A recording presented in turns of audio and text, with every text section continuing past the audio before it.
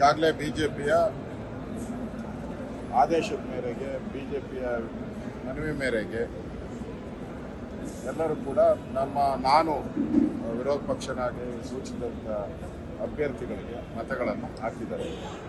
ನಮ್ಮ ಎರಡು ಅಭ್ಯರ್ಥಿಗಳು ಗೆಲ್ಲುವಂಥದ್ರಲ್ಲಿ ಯಾವುದೂ ಸಂದೇಹ ಇಲ್ಲ. ಆರಾಮ್ಸೆ ಅವರು ಗೆಲ್ತಾರೆ. ಅವ್ರಿಗೆ ಎಷ್ಟು ಬೇಕೋ ಸಫಿಷಿಯೆಂಟ್ ವೋಟನ್ನು ಹಾಕಿದೆ.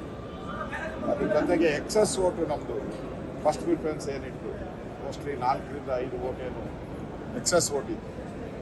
ಆ ವೋಟ್ಗಳನ್ನು JDSಗೆ ಶಿಫ್ಟ್ ಮಾಡಿದ್ರು ನಾವು. ಆಮೇಲೆ ಸೆಕೆಂಡ್ ಪ್ರಿಫರೆನ್ಸ್ ಏನಿತ್ತು ನಮ್ಮದು 60, ಆ ಸೆಕೆಂಡ್ ಪ್ರಿಫರೆನ್ಸ್ 60 ವೋಟನ್ನು ಕೂಡ ನಾವೆಲ್ಲನೂ ಕೂಡ JDSಗೆ ಹಾಕಿದ್ವಿ.